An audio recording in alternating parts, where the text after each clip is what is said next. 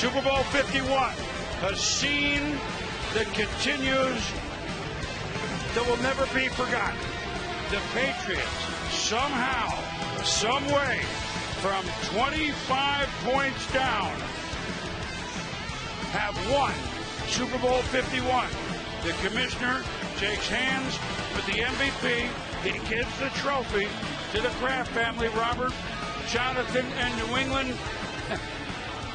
Where do we begin? Where do we end?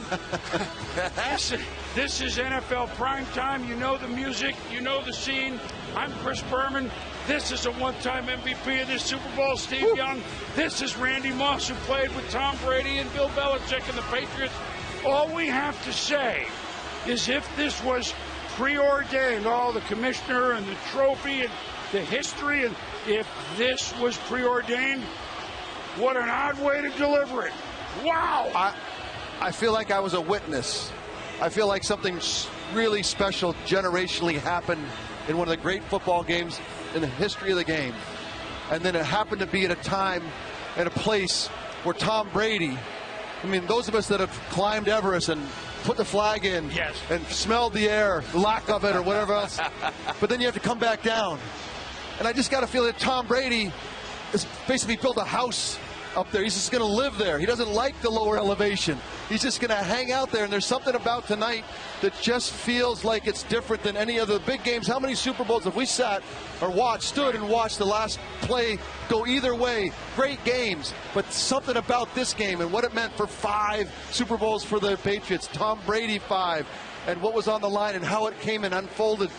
Randy, I got to be honest with you. I sat there and when they scored to win it, I'm like, I was here, and I'll be telling my kids I was here.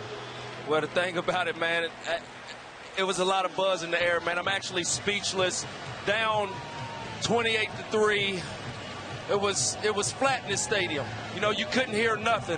You know, coming on to this show, boom, you looked at Roger Goodell and Tom Brady shaking hands. I read Roger Goodell's lips. Awesome. Awesome. It was an awesome night. It was an awesome performance, just not by Tom Brady, but by the Patriots as a whole.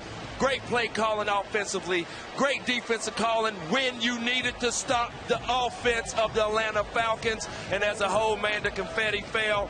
Man, like I said, I'm speechless for words, boom. Historical moment for the National Football League and the New England Patriots tonight. 28-3. Let's back up a sec. We're going to show it all because there's so much to show that even we need a breath before we get started, as do you. The first Patriots touchdown came with 17 minutes left in the game. 2 minutes left in the third quarter. And oh, by the way, things are going so bad. They missed the kick. They try an onside kick. They botch it. And it's over. Right. And it's over. Well, yep. Part of me feels like the emotion that when you come back like that, you saw the Patriots. This should be old hat, right? Right. It's as if they have never been here before. The emotion, I've never seen the emotion from this team. And there's a feeling for Tom Brady. What accomplished tonight, I feel. You come on up here. Come on up here. Get him a mic or something. Come on up here, Coach. Bring that up here. Hey, take my mic. Belichick, congratulations. Here, Boomer, right here. Watch out, Boomer, right here. Here you go, Coach. Listen, this is the only thing we do. It's all right. You've worn a headset before.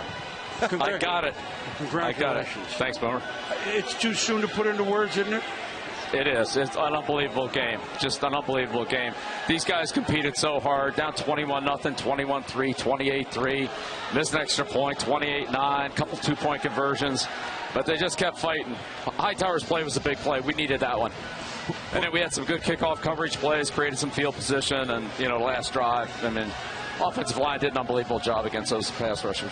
I mean, this total team win. Well, Coach, you know him. A lot of people didn't expect this game to go into overtime.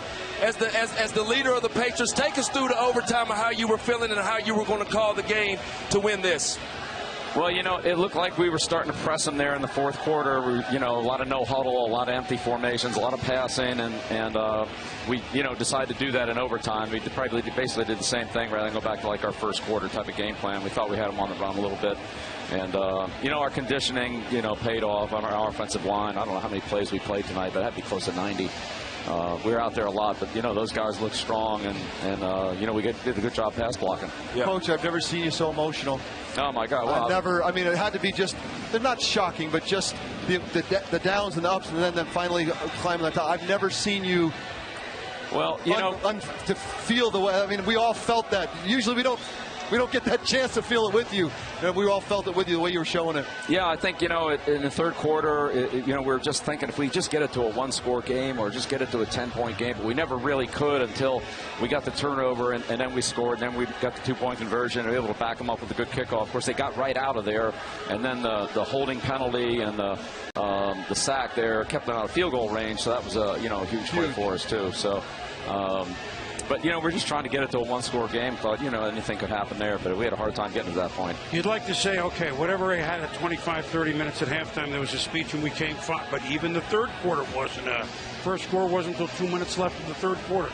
Yep. I mean, you had to look up and go, boy, I mean, we have it in us, but do we have time? Yeah, we're running out of time. That's right, we were. And again, the Hightower's turnover was the key play. Without that, I don't know if we have enough possessions or could get it done quick enough, but that was huge. And then, honestly, I mean, when they got the ball back with a minute to go, they're pretty dangerous, especially with the field goal kicker they have. I mean, all they got to do is get across the 50, and, he made that 58-yarder against San Diego. So, we knew that they had a good, they didn't need much field position to get in the field goal range. So, fortunately, we were able to get the end of the clock. And then we tried to run that, the hill, we call it the Hilltopper play, the fake kneel down. Right. But they played that pretty good. So, Coach, it looked like Atlanta defense just said, we're going to play man free safety.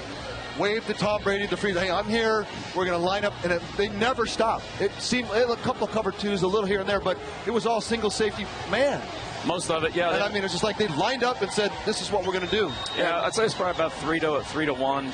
Post safety man, a little bit of post safety zone, a little bit of 2 deep man. A little here and there, not much, but really, it was a cover one game. It was a cover one game, absolutely. And we didn't have a lot of success running the ball.